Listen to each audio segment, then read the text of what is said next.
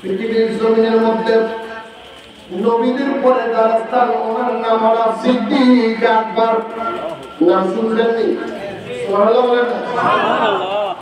আল্লাহর ফেরেশতাদের ভিতরে সবচেয়ে বড় একজন ফেরেশতা মুআল্লিমুল মালাকুত। সমস্ত ফেরেশতাদের যিনি ইমাম ওনার নাম জিবরাইল। ওনার নাম কি? জিবরাইল। একটু জোরে বলেন না কি? হযরত জিবরাইল আল্লাহর ফেরেশতার ভিতরে বড় ফেরেশতা। জিবরাইল আল্লাহর দরবারে আরজ করলেন, মাবুদ ও আল্লাহ, তোমার দরবারে আমার একটা দরখাস্ত। আল্লাহ বলে, জিবরাইল কি দরখাস্ত? বলে, আল্লাহ তুমি আমার যে ক্ষমতা দিয়েছ, তুমি আমাকে যে পাওয়ার দিয়েছ, আল্লাহ আমি জিবরাইল 600 নূরের পাখা দিয়া সিদরাতুল মুনতাহা থেকে একটা ফাইলের জমিনে আসতে পারি। আল্লাহ আমি জিবরাইলকে তুমি যত পাওয়ার দিয়েছো, ক্ষমতা দিয়েছো, আমার সাথে আরো বেশি পাওয়ার আছে। সৃষ্টি জগতে আর কেউ আসেনি।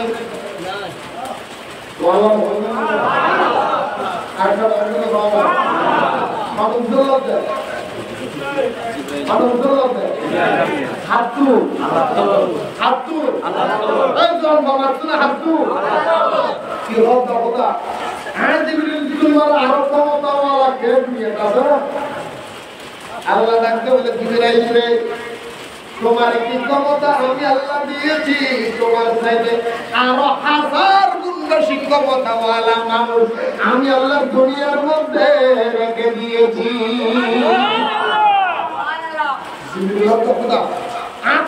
আরো বেশি হবো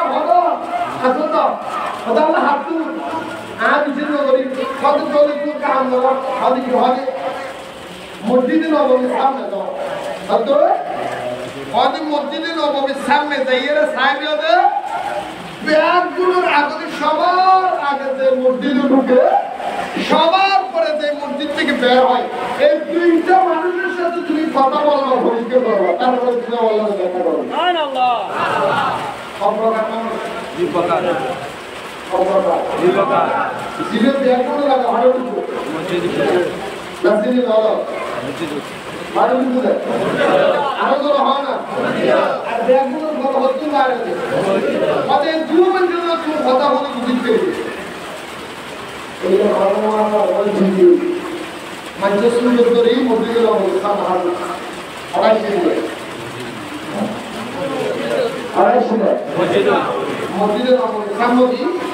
অপরিচিত মানুষের শুরু করে আর কি মসজিদের আল্লাহ দূর করে নজর করে দেখলেন মসজিদের ভিতরে আগে ঢুকতেছে, কোন মানুষটা ঢুকতেছে। কিছুক্ষণ পরে কিছুক্ষণ পরে দেখা যায় আফজালুন বাদল আম্বিয়া হযরত সাইয়্যিদুনা সিদ্দিক আকবর রাদিয়াল্লাহু তাআলা আনহু উনি মসজিদে নববীর ভিতরে সবার আগে প্রবেশ করলেন। চিৎকার দিয়ে বলুন সুবহানাল্লাহ। অপেক্ষমান মসজিদ থেকে বের হবে দ্বিতীয় প্রকার মানুষ, সবার পরে যিনি বের হয় ওনার সাথে কথা বলবে। দাঁড়াইতে দাঁড়াইতে দাঁড়াইতে দাঁড়ায় 5 মিনিট, 10 মিনিট, আধা ঘন্টা, 1 ঘন্টা, কিছুক্ষণ দাঁড়ানোর পরে দেখা যায় মসজিদে নববীর ভিতরে থেকে একজন সব মানুষগুলো চলে গেলেন। জিবরাইল বলে, কেন কেন আর কেউ বাকি আছেনি? এখনো তো সবার আগে যিনি ঢুকছে ওনার তো দেখা যাচ্ছে না। তাহলে মসজিদে আরো মানুষ আসে। সর্বশেষ প্রান্তের মধ্যে দেখা যায় সবার পরে যিনি বাহির হচ্ছেন উনি হলেন সাইয়্যিদুনা সিদ্দিক আকবর। ব্যাগগুলো আগে তো ঢুকি দিব হবে, ইয়া বাইরে হতে লাস্ট দিব হবে। আগে ঢুকিয়ে দে আগে ঢুকিয়ে দে বাইরে হতে পরে, ইয়া তারা ঢুকি দিব বাইরে দিব আগে বাইরে দিয়ে যায় হতে কাম দিব। ওই শেষ খাতা সামনের কাতার মধ্যে আর ঘুরে খেলে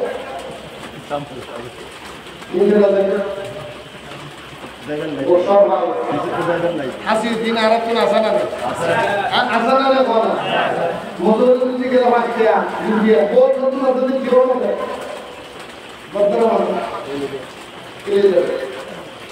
আহা বুঝিল যাই হোক বাবার আমার বন্ধুরা আমার সবার আগে ঢুকেছেন উনি কে সবার পরে বের হচ্ছেন উনি কে একটু ধরে বলেন পাহারা দিচ্ছেন উনি কে আরো ধরে বলেন জিবরাইল হযরত সিদ্দিক আকবরের সামনে গেলেন জিবরাইল সিদ্দিক আকবরের সামনে গেছে কি ফেরেশতা রূপে না মানুষ রূপে কথা বলতে কি রূপে মানুষের মতো হয়ে সিদ্দিক আকবরের সামনে জিবরাইল দাঁড়াইলেন জিবরাইল দাঁড়িয়ে সালাম দিলেন আসসালামু আলাইকুম ওয়া রাহমাতুল্লাহ বলে ওয়া আলাইকুম আসসালাম বলে ভাইজান আপনার নাম কি সিদ্দিক আকবর বলে আমার নাম আবু বকর বলে আপনার নাম কি জিবরাইল বলে আবু বকর তুমি আমাকে চিনলে না তুমি আমাকে জানলে না তোমার সাথে আমার জীবনে কথা হয় নাই দেখা হয় নাই এই প্রথম তোমার সাথে আমার দেখা আমি বহু দূর থেকে বড় কষ্ট করে তোমার কাছে এসেছি আজকে তোমার সাথে আমার প্রথম কথা প্রথম দেখা একটা জিনিস আমার জানার বাকি আছে তাই আমি তোমার কাছে এসেছি চাইলে তুমি আমার উত্তর দিতে পারো জীবন সিদ্দিক আকবর বলে তাড়াতাড়ি বলেন কি প্রশ্ন জানতে চান ডাক দিয়ে বলে হুজুর আমার প্রশ্নটা হলো আপনি বলেন তো আল্লাহর একজন ফেরেশতাদের ভিতরে বড় একজন ফেরেশতা ওনার নাম হযরত জিবরাইল আপনার কাছে জানতে চায় আল্লাহর ফেরেশতা জিবরাইল এখন কোন জায়গায় আছে হুজুর আর তুমি বললে কি আল্লাহর ফেরেশতা জিবরাইল ইয়া পড়ে সুবহানাল্লাহ সুবহানাল্লাহ দিবে হবে